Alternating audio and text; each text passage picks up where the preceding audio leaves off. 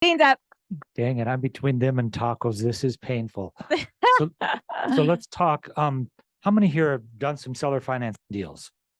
How many of you have discussed with folks say, oh yeah, there's that due on sale clause, not that big a deal because rarely ever gets called. Have you ever said something kind of like that? Yeah, just to let you know, be careful. In fact, I'm going to give you just some, we'll call it the voice of warning. Um, Here's some counsel. If there's an outstanding mortgage on the house, you may wish to not consider doing seller financing. I know that your buyers want that, but the problem is we're seeing a greater trend for lenders to actually start calling loans due if they find out about it.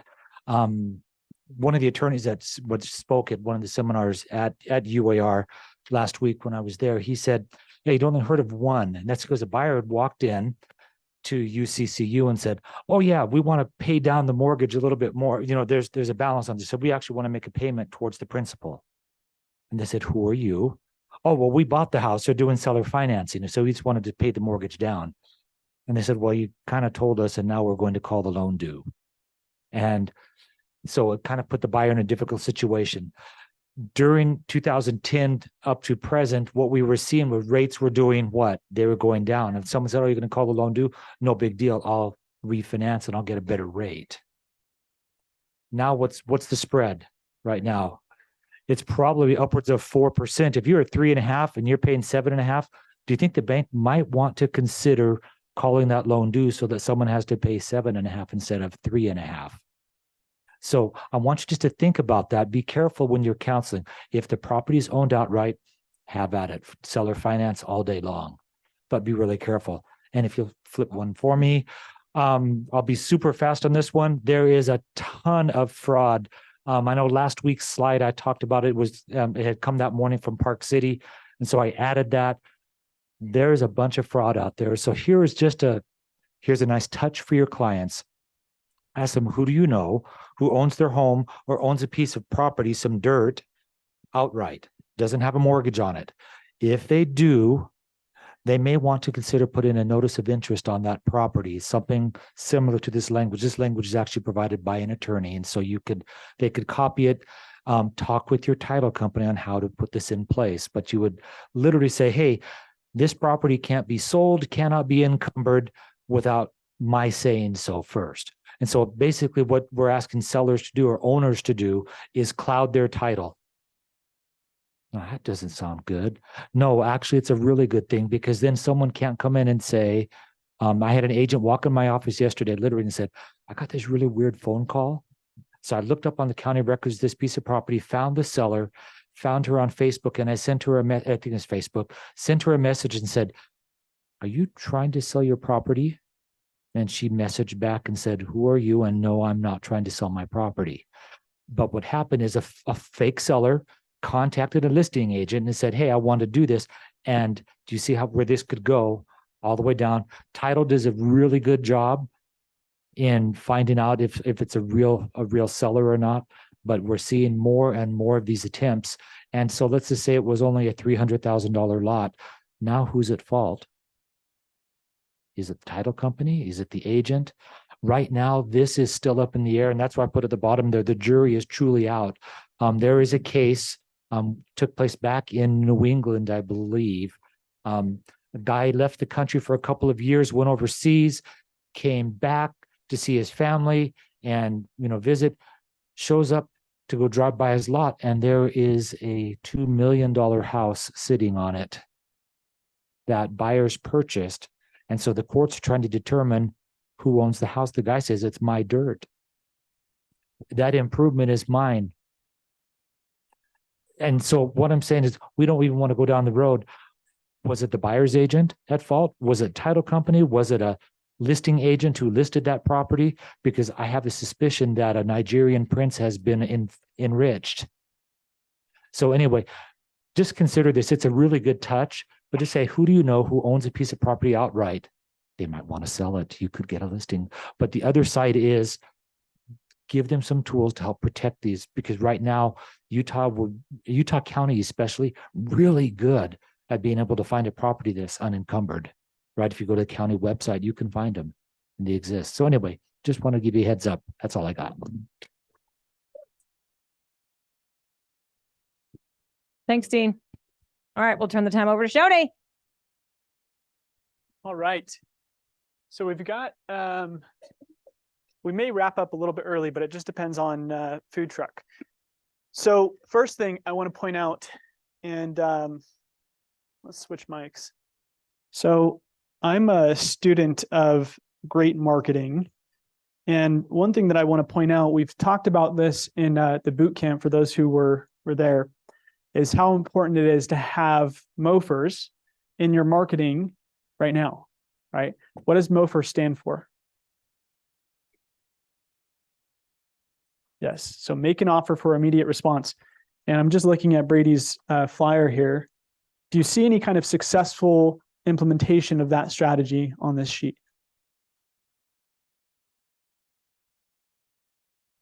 Right? Buy today, refi by 321 or 331.25, right? And then even down below, going into a little bit more detail on a solution to the greatest problems right now.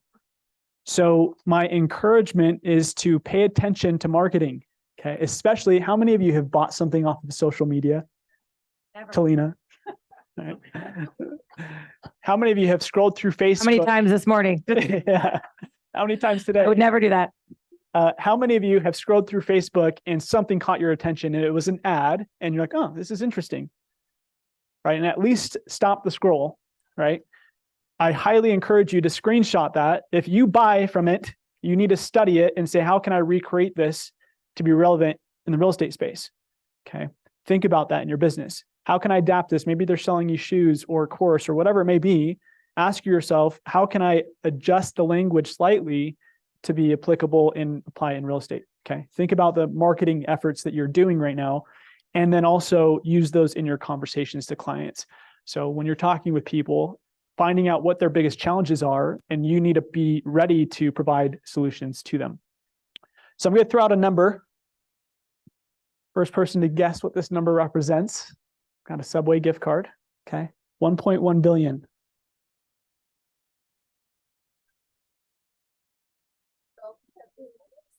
$1.1 billion. My net worth yesterday? No, I wish. Is there a dollar volume here? Dean, don't cheat. Hopefully nobody heard you. Is that it? Dean got it, but I'll give it to Cam. Dean. Okay, this was the volume that this office produced last year, 1.1 billion. Does anybody know the number before, year before? A little bit over 1.2 billion, right? Anybody know the year before? It was still over $1 billion, right? So here's the reason I'm saying this is because that's a lot of business. That's the most of any office in the state, okay? And why that's important is because you've got to realize there's a lot of very successful agents that are in this office. And so for the next 10 minutes, we might wrap up a little short as soon as Taco Truck's ready. We're actually going to just break into groups and mastermind on a few topics. Has anybody read the Think and Grow Rich book? Okay. So Napoleon Hill talks about this idea of the mastermind alliance, right? Which is that when 2 or 3 people or more talk about a certain subject, some cool ideas can come forward. And I know you guys love hearing me talk, but I would love to get ideas from our group on these following topics. If you want to go to the next slide. And so we're going to just split it up. Just find about 7 to 10 people around you. Okay. So you might want to just flip around and talk to the table right behind you. If that doesn't work, then get to a table next to you. And we're going to talk about these 3 topics. And go to the next one, actually. I've already got some questions on here. So these 3 things I think are very important right now. Going into 4th quarter, your customer experience matters. Your time management and how you leverage your most valuable asset of time matters. And then also your self-motivation, your energy matters. And so we're going to go ahead and just break into these groups, and just for 7-ish minutes, just throw out some ideas. There's some specific questions, prompts. You can obviously come up with additional if you'd like on those topics, but then we'll go ahead and bring them back to the group and share the ahas, takeaways, things that you came through with your group. Okay. So go ahead, 10 minutes, flip around, and let's have this conversation. All right. So what you're going to do on the count of 3, ready? On the count of 3, you're going to point to the leader in your group. 1, 2, 3. Angie's getting pointed at. Susie's getting pointed at. Who do we point out in this group? Hannah? All right. So what we're going to do is I'm going to pass the mic through each group. And we're first going to just focus on this first one. I want to hear what were some of the ahas or conversation pieces you had around customer experience. So how can we elevate the client experience to boost referrals and repeat business? And we'll start with this front group and then just kind of wiggle around. So ours was letting the client know what to expect. So our next step is this. Our next step is this. And having information for them up front. So if the house has been remodeled, what type of remodel it's had, what type of new stuff it's had, and what they can expect when they purchase that house. Just one right there. The other one we talked about just time blocking and energy. So laying things out so you can efficiently get them. Raynell, for example, writes down phone numbers that she needs to call. And as she's driving, she makes those calls so she can get those in while she's tied up doing something else so they get done. And then we had a great idea for, it's called Bake a Wish.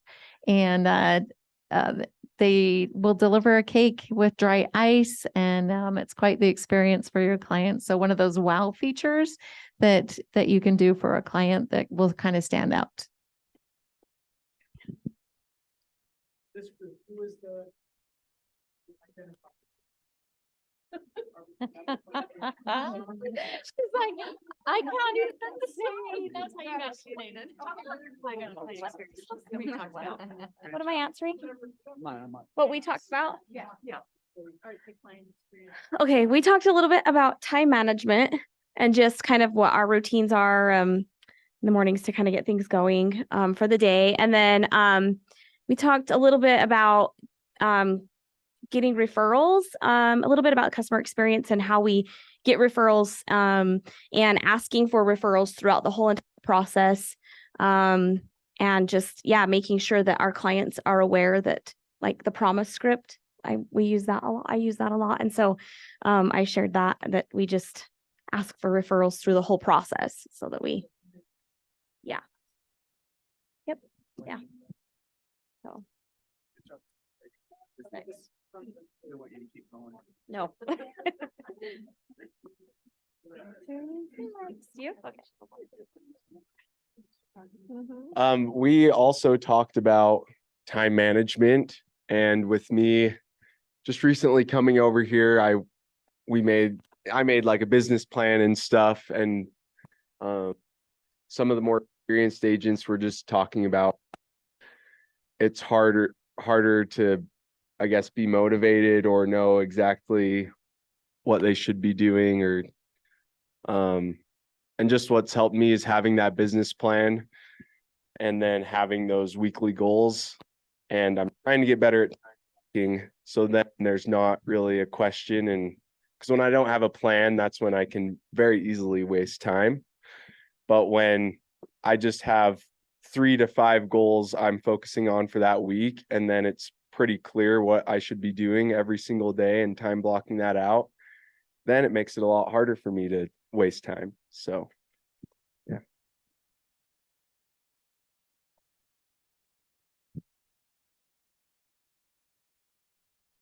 So we talked as far as customer experience, really working on trying to connect with our clients, not only during the transaction, but really working on the post-transaction. So it wasn't like we're closed and we drop you, and trying to work through whatever means to so you don't connect do with the high them. five and see in 7 years? Yes. Okay. Like they're used to showing them houses every single night. Then we like peace out. So just really working to keep that together, and then just different means of how to communicate with them, whether it's on social media. We talked a little bit about Marco Polo for older clients. As far as time management goes, there was an app. Sure. So for our team, we use an app called Sunsama. It's Sunsama. Yep, Sunsama. It's a place that integrates with like your Google Calendar and everything like that. Plus you can put your to-do list, but it helps make sure stuff doesn't fall through the cracks on your calendar. Anyways, the important part of that is find a system that really works for you and your team that integrates really well with ours. One thing I wanted to point out from what Angie was talking about, I love that she brought up Marco Polo, because for us, we have been trying to figure out how to get more face-to-face with our clients. Can you explain Because- what that is for some that don't know what Marco Polo is? So Marco Polo is pretty much it's a like, yeah, yeah, you record a video and send it, kind of like Snapchat. Anyways, Clients are on it. They're on it with their grandkids. so anyways, just get creative and figure out ways. Thank you.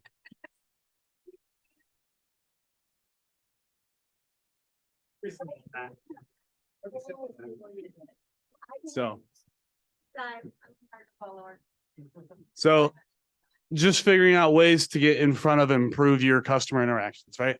Anyways. Thanks, Cash. Okay, for the self-motivation thing, I really liked how you said, what are you doing to stay energy rich? I like energy rich. And for me, I think when we're taking care of ourselves first, exercising, eating well, taking some time out for meditation, whatever it is that will give us that self-care, that will give us the energy that we need to do the rest of the things. Anything else you want to go over? Did we miss? Thanks, Courtney. I'll pass the both up.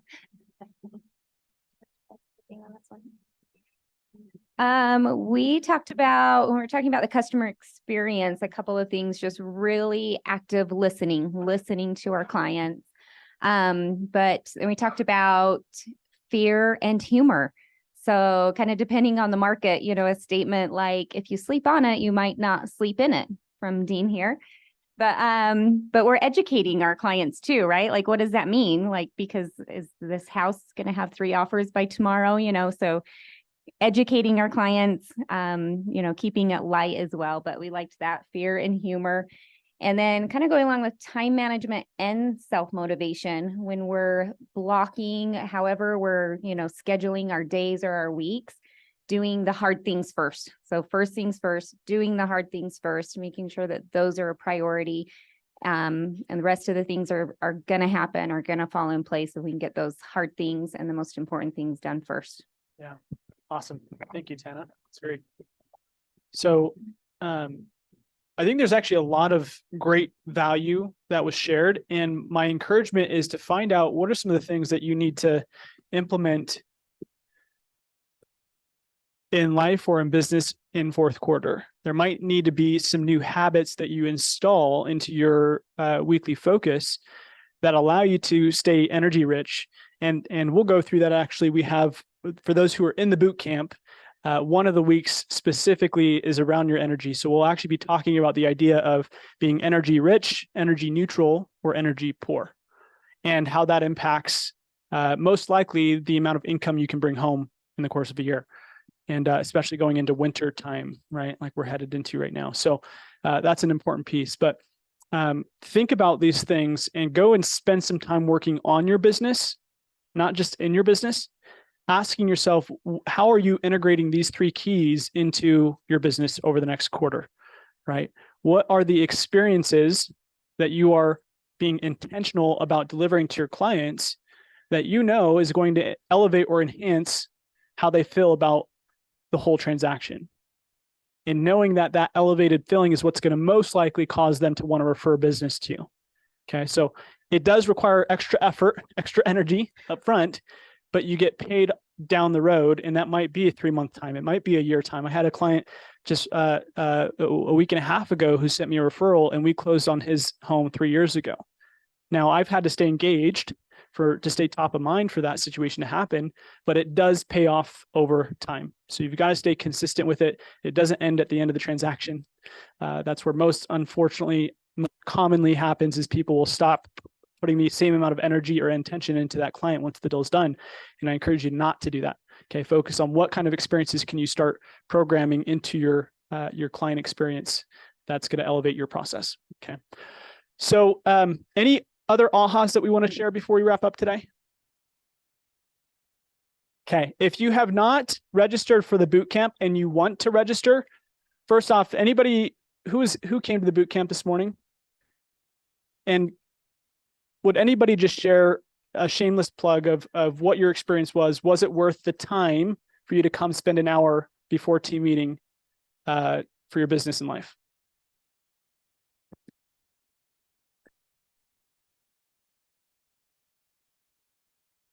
Shoni did a phenomenal job. You put together really excellent information. I have pages of notes, and it was really so valuable. And, you know, I feel like I'm just going to go home with a lot of information. And sorry, Hunter. Yes. No. Oh, You're good. Oh, okay. No, it was really great. I thought it was excellent and can't wait to come back next week. Awesome. Thank you. Yeah. And I'll just shout out Shoni because they don't pay Shoni any more or less for what he prepared for the boot camp. So this is him going out of his way to really help people. Like at the end of the day, this is in place so agents can get back into production, continue to stay in production, and grow a business that they want to have. These two, then Renell, you have the mic, so we'll go to you and then Angie. Okay, James. I'll just say really fast, and I can't remember, is that James? That's James. I just want to know why he isn't wearing his necklace, because let me just tell you this, after next week, Yeah, there we go. I will be wearing mine everywhere, and I mean that Yeah. everywhere. And so that it'll be a talker and Yeah. people will ask me and then I'll tell them, and it gives me an opportunity to engage with them about real estate. So There we hands go. down for that. That's awesome. Thank you, Renell. I'm wearing my Yes. necklace now. Thank you. I like the theme, the uncommon. I think that's something that we don't think about a lot of how we can stand out. And especially the way we talked about it this morning was very like, what are we not seeing that we maybe take for granted in our businesses? What are things that we're noticing in our peers that we can help each other? It kind of just feels like a more intimate mastermind group of like, let's maximize our businesses together. Absolutely. Thank you. And then Angie, last one, and then we'll wrap up. I think that was the biggest aha for me is how you prepared for it. You said, I prepared this information as if you guys were each paying $1,000 to be here. And I totally felt like that. And it's made me think a lot about how I'm showing up in life. And honestly, like I can't believe how much is there. I already feel like this first session has been way worth it. Awesome. Thank you. Yes. And we need to engage like we paid 20,000. Yes. Wow. Can you say that again, Robin? We engage like we paid 20,000. Yes. Oh my goodness. Say it a third time. We need to engage like we paid 20,000 to Love be it. there. Love it. That is our goal, is to transform your business over the next 8 weeks. If you did not register, we're going to close it after next week. So if you're not here for next week, unfortunately, you'll have to wait till next year when we do it again. But it's $50 refundable. If you do the work, you show up, right? So very, very simple activities. I promise, again, my intentionality is, what if that, the 50 people that were there all paid $1,000? How do I provide $50,000 worth of value over 8 weeks? That's how I'm approaching it. And so that's causing me to think different, to build things different for this boot camp. But the ultimate goal is to help you bulletproof your business going into fourth quarter so that you have your best winter yet. So if you did not register, come see Nova Lee. You can still register and or scan right up here and fill out that questionnaire so that we have the information we need to prepare that content. A lot of the answers from that questionnaire actually feeds the content that we build for you each week. So thank you all. The taco truck should be here shortly. Is here. Well, we'll find out. Shortly. Okay, so hang around, hang out, chit chat with each other, and then food will be here shortly. Thank you all.